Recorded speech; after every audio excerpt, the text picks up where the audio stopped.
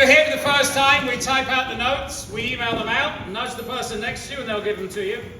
But today's title is Time to Stand Up and Be Different. And we know we like it practical, so why don't you all stand up? Now I want you to do something that you've never done before. So no, I don't care what it is, do something you've never done before. Okay? What have you done? We've never done that. Alright, there you go. Alright. Sit down. Okay. I like it, Shereen. Jeremy did this, which I mean, does that mean he's never washed? Or, I can't believe that Esther picked up a chair. I'm fairly sure you've thrown a chair at somebody.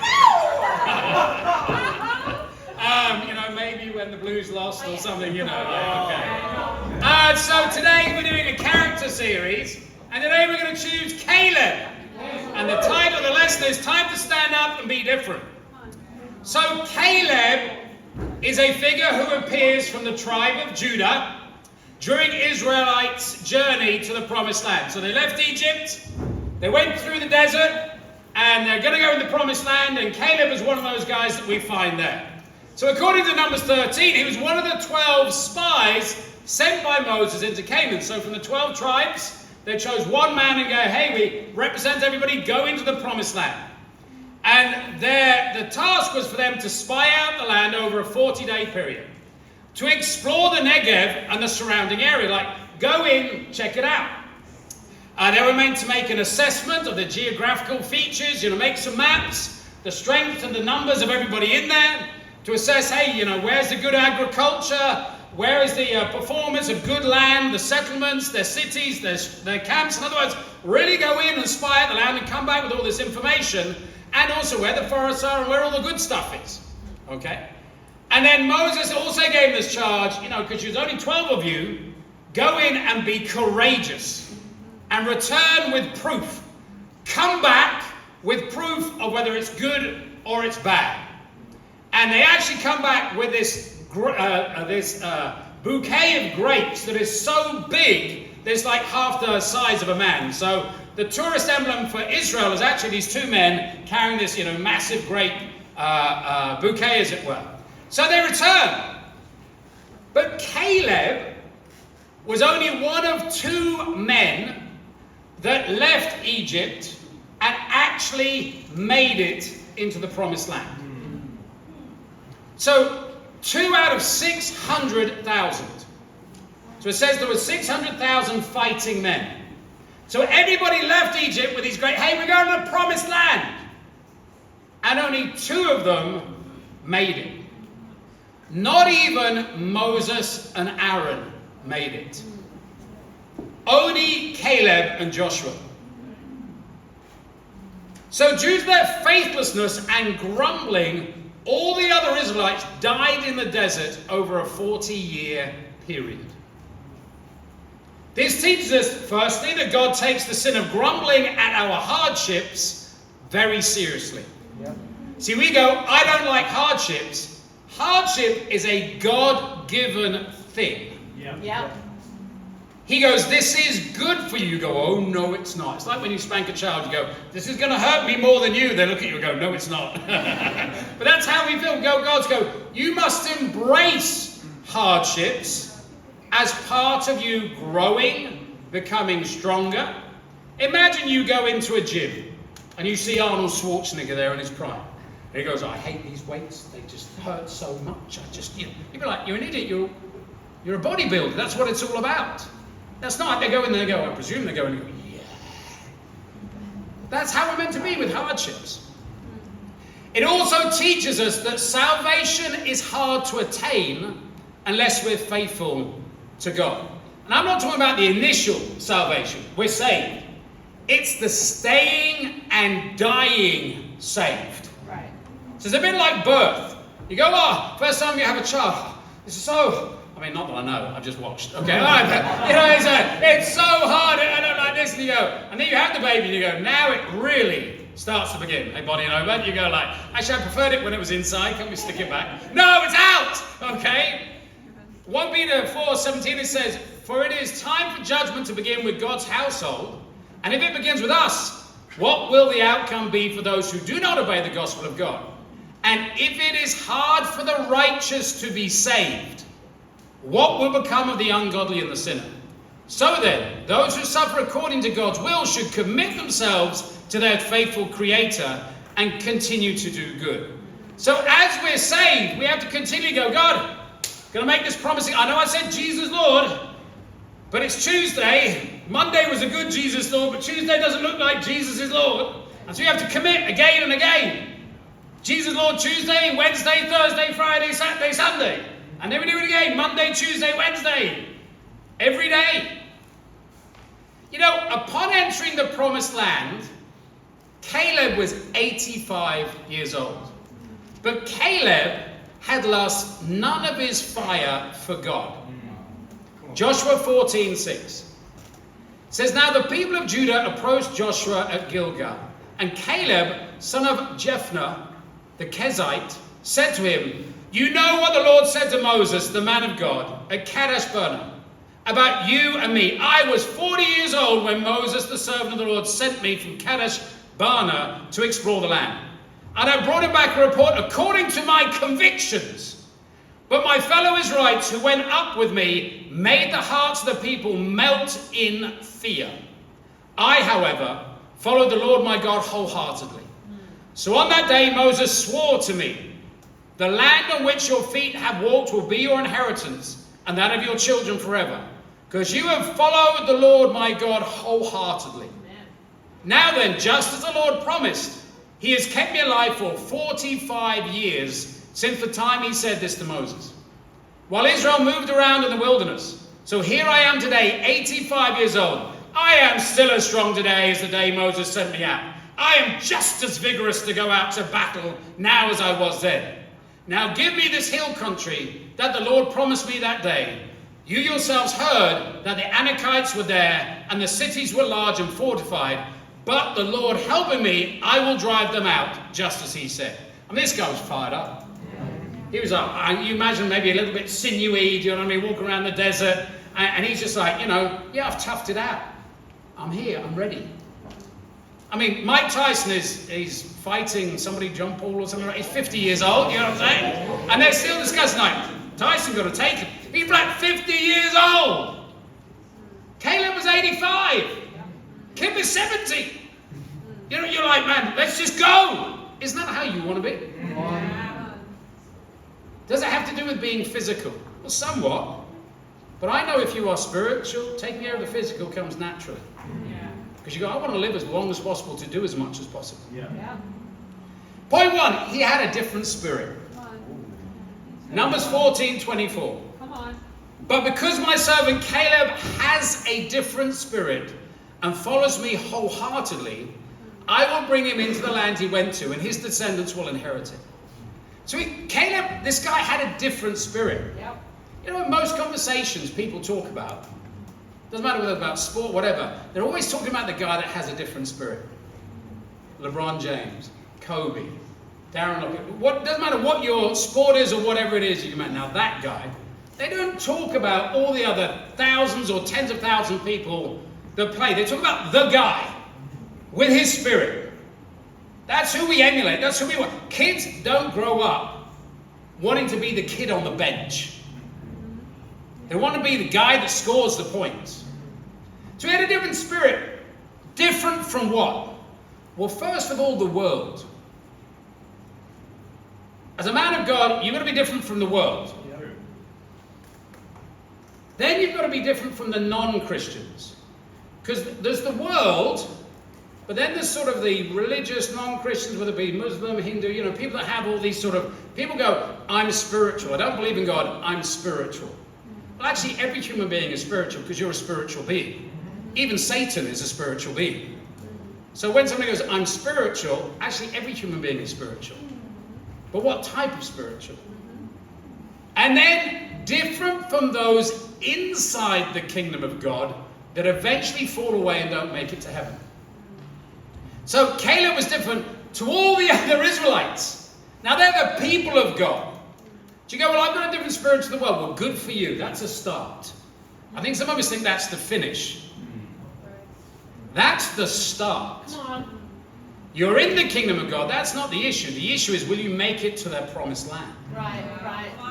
Concrete. You know, as I'm older as a Christian, that's what I think about, dying saved. Yep.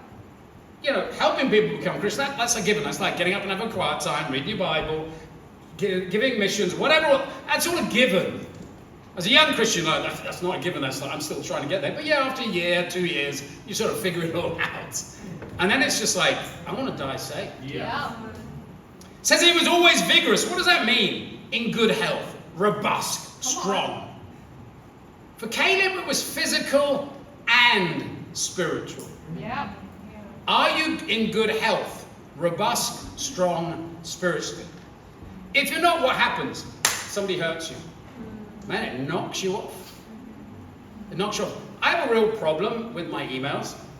You see, my emails come in. Most people write emails like, I don't know, 12, midday, 4 o'clock, last thing at night.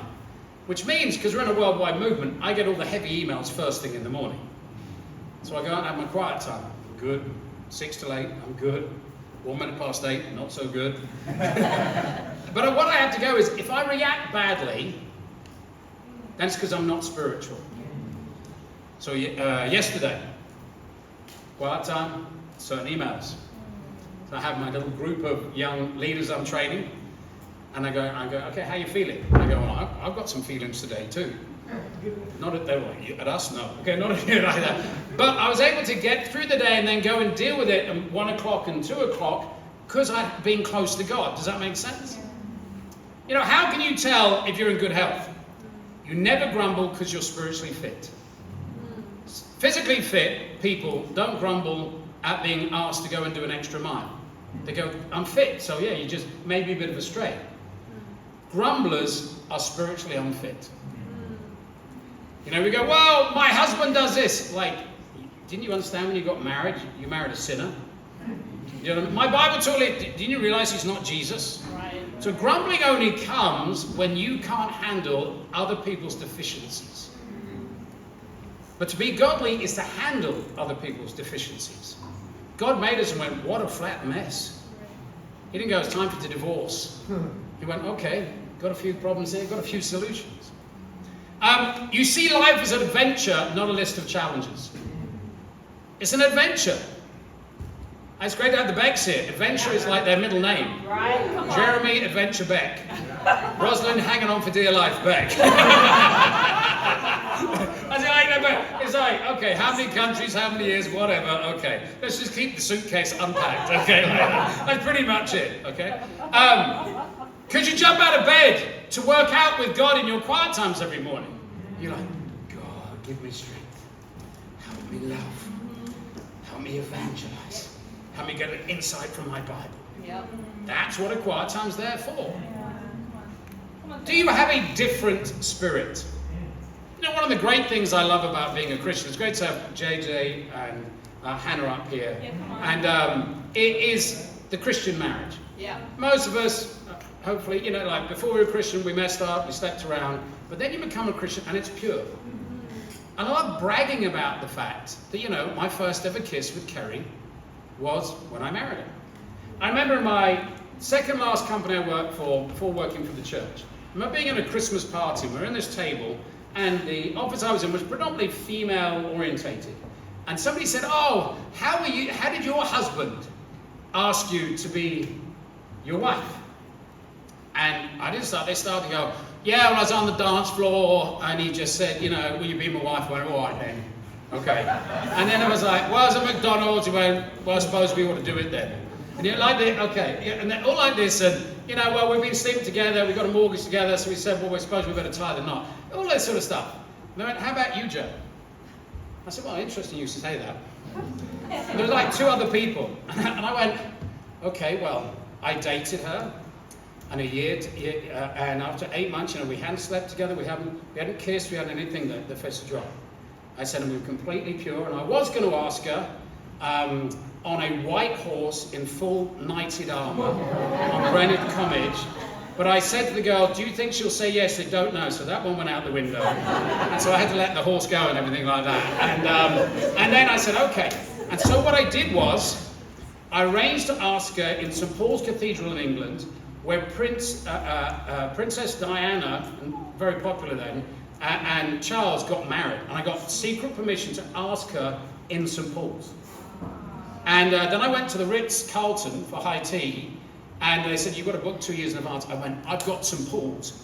You need to give me this. And then this waiter and I used to work in the industry, and he gave it, and I said, we sneakily got her there. I had an umbrella. I made this scroll, painted it with tea, made it look 400 years old. Got down, asked to be my wife. We got on a black taxi, went to the Ritz. I had her friends afterwards, there just to give her wedding magazines. Then we went off to the theatre, we walked Sunset Boulevard, and we walked down by the Thames, and we got a taxi back to our house, and there was roses there. And there were 2 other ladies that was their turn. Just went, and next question, please. And then I said, we got married, and my first girlfriend in the kingdom made my wife's dress. They were like, what? And then the first kiss I ever had was at the... I love being different. I love the way Christians are different. Yeah. I think about just loving people. People live with non-Christians, and the fridge is the big test, isn't it? Okay. Because can you live in harmony in your fridge? Is food stolen? All right. Is there sharing? If the milk is gone, do you replace it, or do you get a bad attitude and stay in your bedroom all week? Okay. And I just talk about how, we sit down and we go through houses and we talk about sharing money and etc. And the unity. Even just Mark's remote, with Jai, he didn't have any money, so I went home and I just cooked for him. I think being committed to God's kingdom. Is God's kingdom absolutely first in your life? If it's not, sometimes we go, well, it is, but actually, your family has more impact on you than the kingdom. I think it's somebody the kingdom's everything. Finn. He has a different spirit. He's here early. He's learned to do all of the setup and everything like that. He's just learned to do it. He's always here early, always here late. Never. Have you ever seen that stupid thing? Finn is never like that. Ever. He's here early. Gives his special January 1st. His heart converted his mother. Now I did this. His mother lived 3 hours away. All right. So for her to come to church, she was already mature and disabled partly. She would get a bus and a train down here to attend church because she saw that Finn had a different spirit. Some of us, we evangelize, but we don't have a different spirit. So we go, it's really hard to get people to church. Finn's mum became a Christian because she saw a different spirit. So she now moves to Scotland, lives an hour away, but coming to church is no problem for her. See, I used to come 3 hours. 1 hour. 1 hour. Some of you don't even arrive on time. Well, you don't think that's a big thing? Let me tell you. If you're not here early to serve and give, I don't know if you'll be here in 60 years. Because it's an attitude. You can say, well, I get up like that. You get to work on time at 9 a.m. You do. You get your kids ready. You get everything ready. You don't understand where you're at spiritually. You don't have a different spirit. That's a fact. I went to Samoa this week. Samoans walk 2 hours to church in the pouring rain and don't think anything of it with their visitors. And they still arrive an hour early, just to dry off. A different spirit. I think Maddie, I want to lift up Maddie. Maddie gave up her family in America, the American life, and had to trust God. She left her mum and dad, great family relationship. Her younger brother with some challenges. She said, I'm coming back on the mission field for her. And God rewarded her not only with her mother becoming a Christian, but also a brother. come on, Maddie. Why? You see, first of all, there was persecution from her family because she had a different spirit. And then her different spirit converted her mother and her brother. Come on. We think it's all about the work. It's actually about who you are. Right.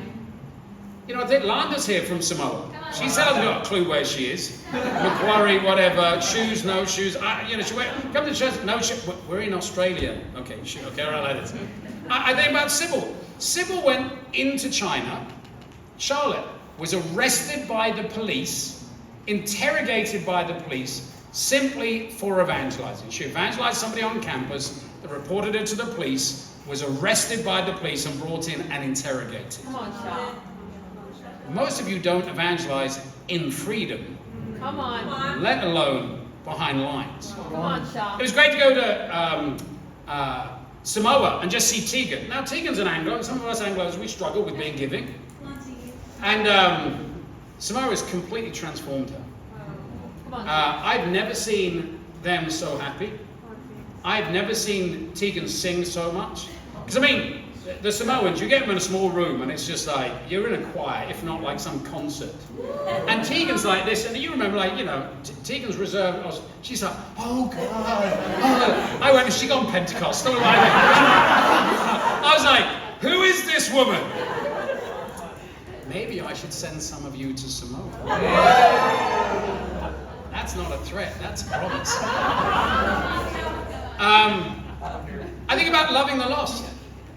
You've just got to evangelize wherever you go. I was really excited. So I was evangelizing in Samoa, and I went to see the Mercy Project, and you know, we've started it, but we really don't know what we're doing. And you're like, oh Lord, help. And I go into the sports shop, and there's a big guy there, and I thought, you know, you see a big guy, I don't know what you're like, but you see a really tall guy, I've got to invite him. Do you know what I mean? Okay. So I invite him. He's Samoan, just come back from America, moved there at 16. And came back and said, I'm done with America, I want to bring my kids up here. I said, what are you doing here? He said, well, I'm going to set up an organic farm. Really? He said, we've got a farm. I showed him the pictures. That's fun. No, he's like, good job. I said, we haven't got a clue what we're doing. And exchanged numbers. Said, see, evangelism is the answer to every problem you have. Right. It really is. Like, you don't have a boyfriend, evangelize. All right, you don't have money, evangelize. All right, you don't know what you're doing, evangelize. You need a job, evangelize. Can you remember what it was like not to have the courage to speak to people? You ever went to a party and you sat there, I did, with a beer, hoping someone should speak to you? That was me. Now we just go, hey, who are you? And okay, never mind. And who are you? I mean, it's the greatest gift we could ever be given. Yeah. It's courage and boldness. No, enthusiasm breeds enthusiasm. How enthusiastic are you? Said he followed God's direction in his life wholeheartedly. Yeah. So there is wholeheartedly, half-heartedly, and hard-heartedly. Well.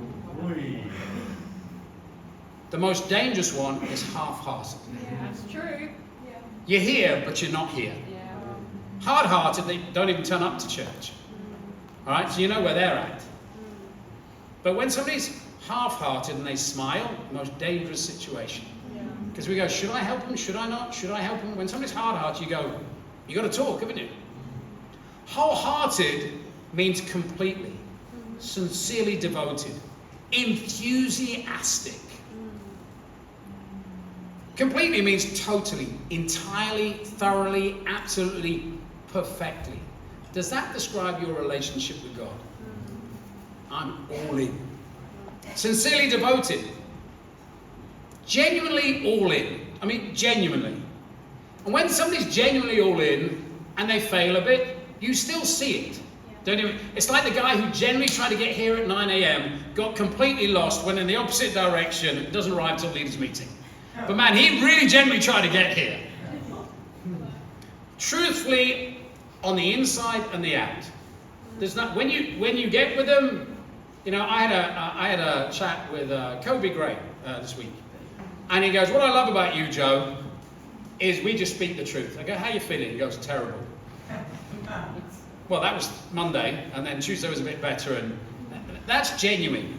Yeah. If you're not genuine, you can't deal with your heart. And no, doesn't matter how badly you're doing, as long as you accept you're doing badly.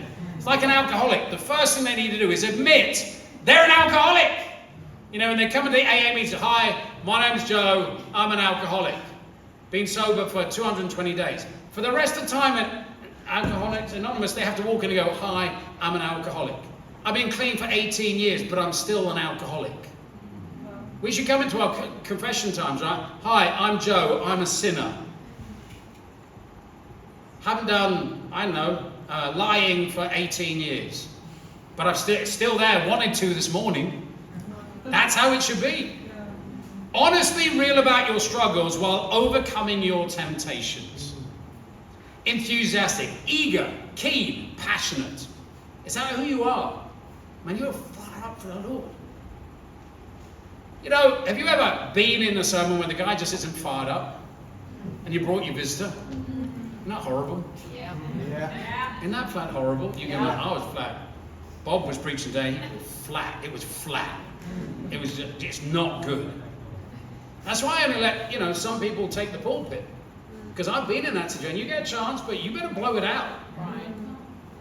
You know, you will not make it to the promised land, heaven, unless you have a constant wholeheartedness, or as we say, you are sold out.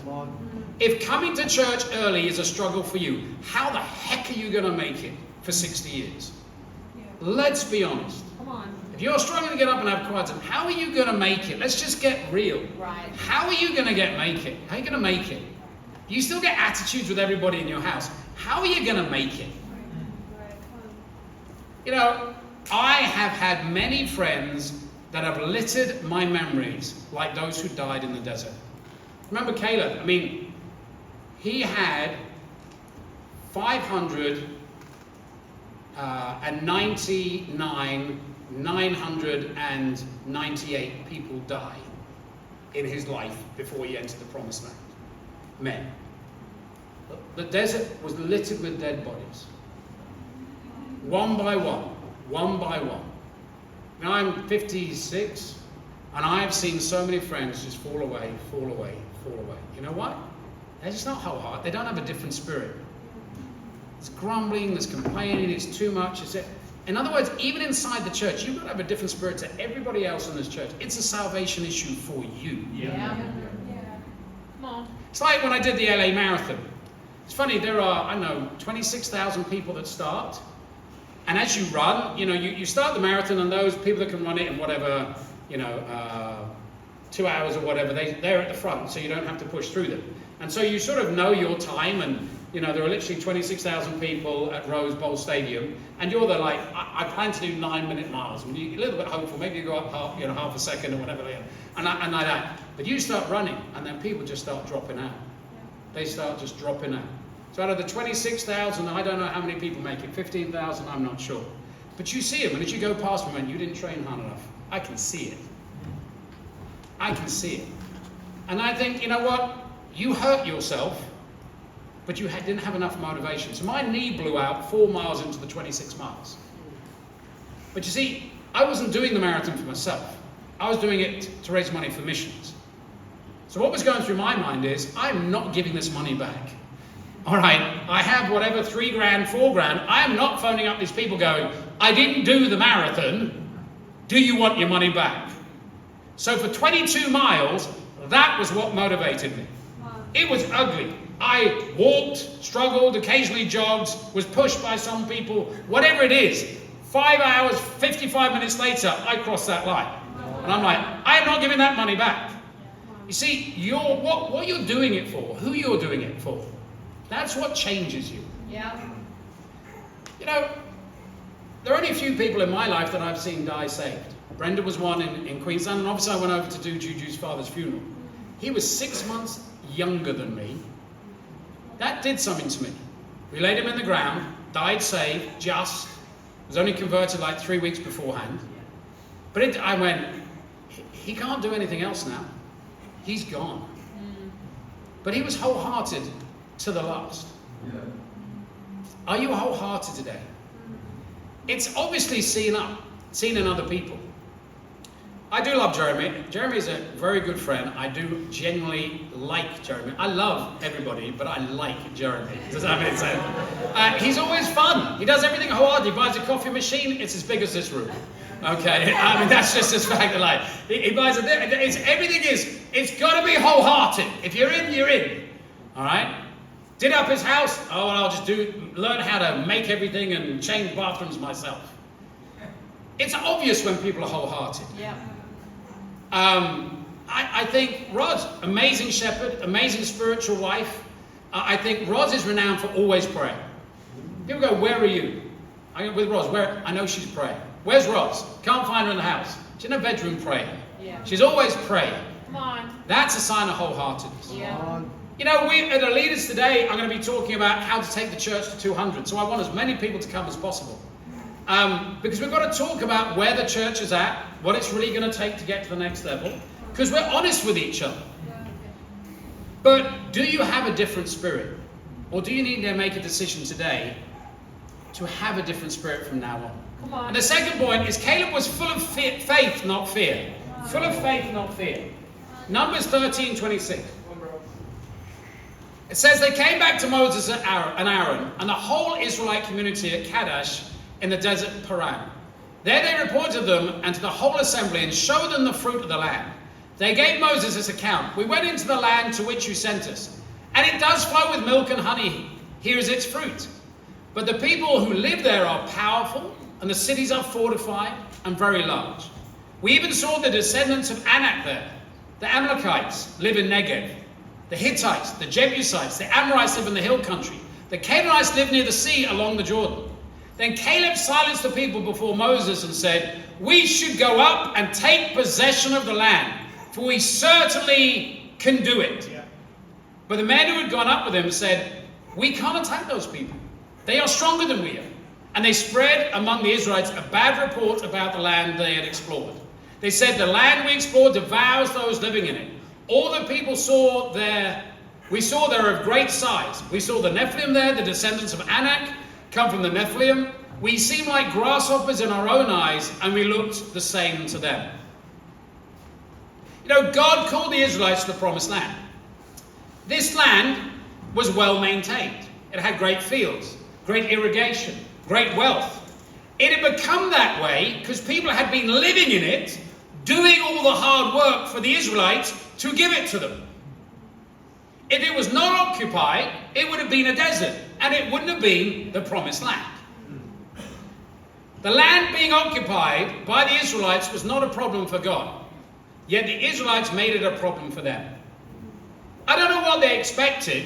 I don't know if they just sort of expected, okay, we're going to go up and go, you know, it's ours. Do you mind just, moving out? They got very illogical.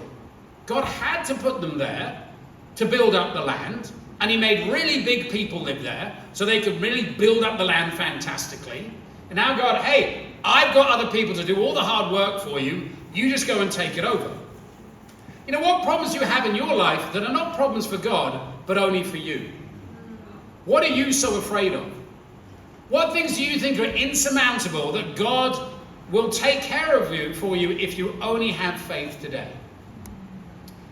What do you need to take possession of? What is your promised land?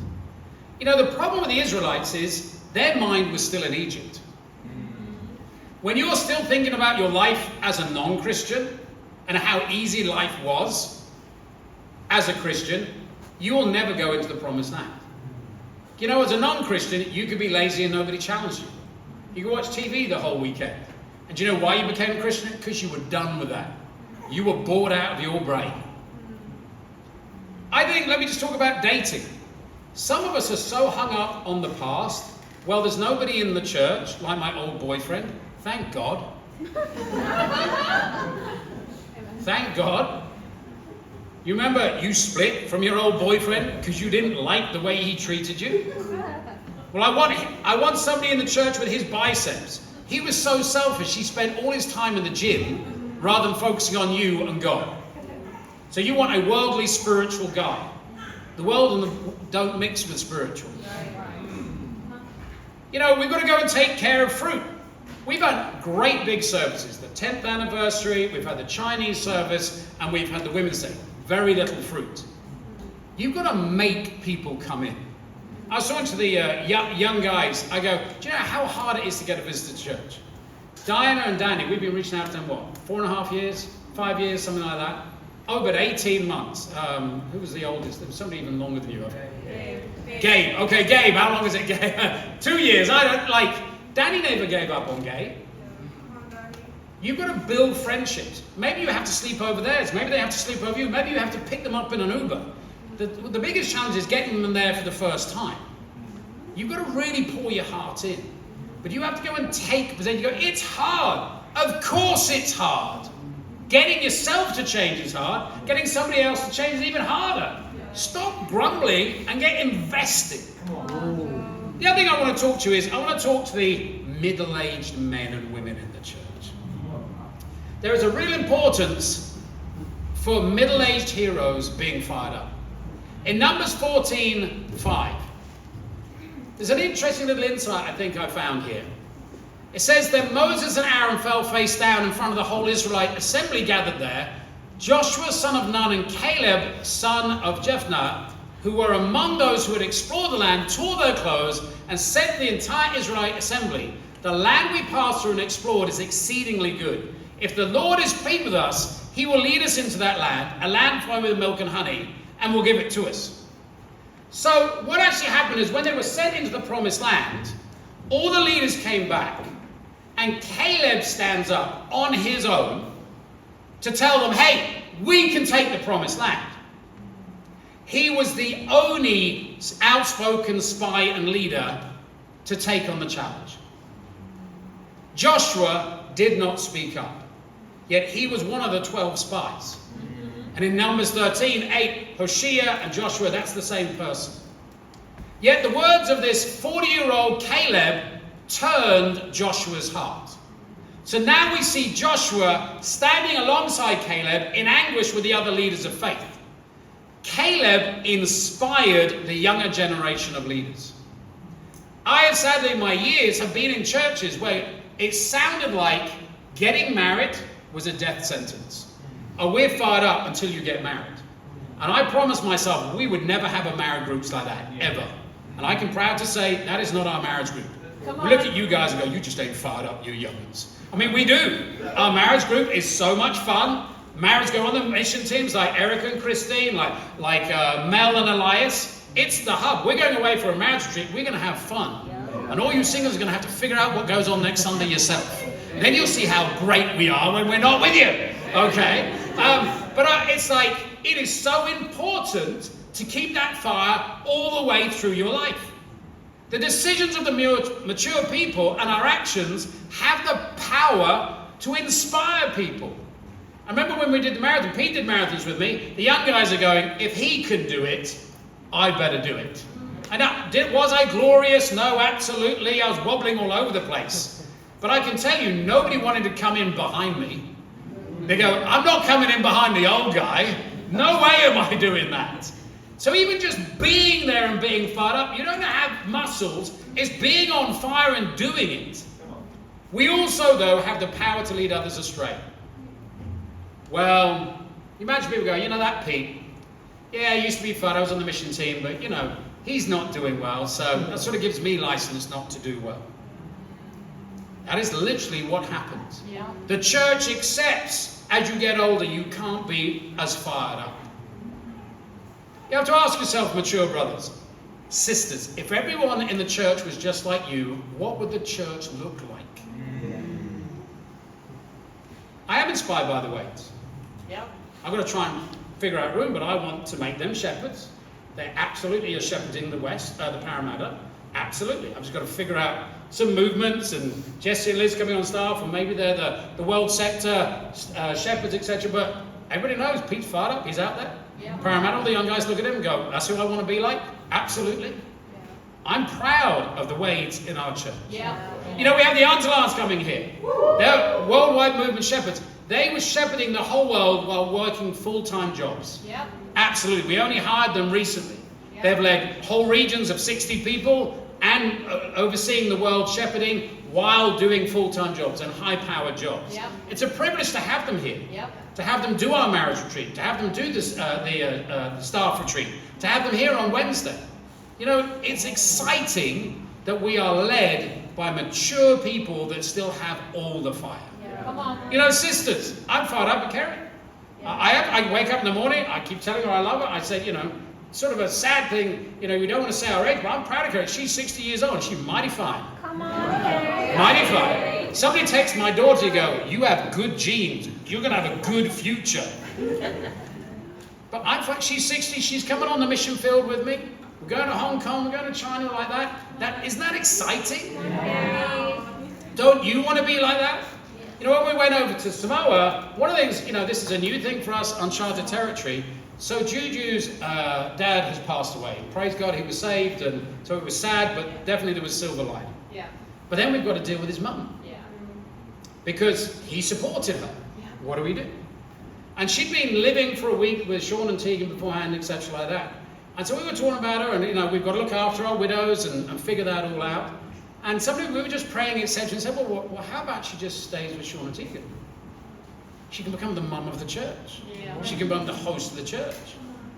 And he said, well, okay, where's the money? And this is where we give missions, and this is where this sort of money goes to. And so we said, and talked to Sean and Tegan, and it's not like Sean and Tegan need her. Does that make sense? Like they're very active with their kid, and they're out there evangelizing. Little Eli's loving it, putting rocks in his face, and chasing pigs down. He's actually loving the mission field. But she said that would just be amazing if I could stay. She woke up next morning. She went to Sean and said, okay, what do you need? Cooking, cleaning? Like Tegan was trying to clean her, give those to me. I'm now the mum of the church. I'm going to sit in the staff. I'm going to sit in the studies. This is my role. Just give me 50 Australian dollars a week. That's all I need. Wow. I'm fired up. Yep. Mid-50s, absolutely fired up. I go, this is going to change the church. Yeah. It's going to change her. Yeah. This is setting a pattern for how we deal with our parents forever. So fired up about that. She can teach the younger women. The title of my lesson is Time to Stand Up and Be Different. I think for some of us, it literally is that. That call will always go out, but did you hear it today? Did you hear this letter and go, hey, I need to become a Christian. Enough of this messing around. In, out, I visit churches, I don't visit churches, I do visit churches. Get on board. Stop messing around. And those of us that are in the church, but we're not really in the church, you're not here early, you can't wait till you finish, you haven't had visitors for years, it is time to make that difference. Or your body will be along the desert road. Caleb have a different spirit. We all need that different spirit. And it was full of faith, not fear. The goal of our faith is make it to the promised land. The definition of success on this earth is dying saved. Yeah. That's the definition. Yeah. Deuteronomy 1:34 says, when the Lord heard what you said, he was angry and solemnly swore, not one of you from this evil generation shall see the good land I swore to give your ancestors, except Caleb, son of Jephunneh. He will see it, and I will give it to him and his descendants the land he has set his feet on, because he followed the Lord wholeheartedly. Being wholehearted is a huge issue to God. Yep. If you remain who you are today spiritually, will you make it like a Caleb? Wow. I want us to go away next week.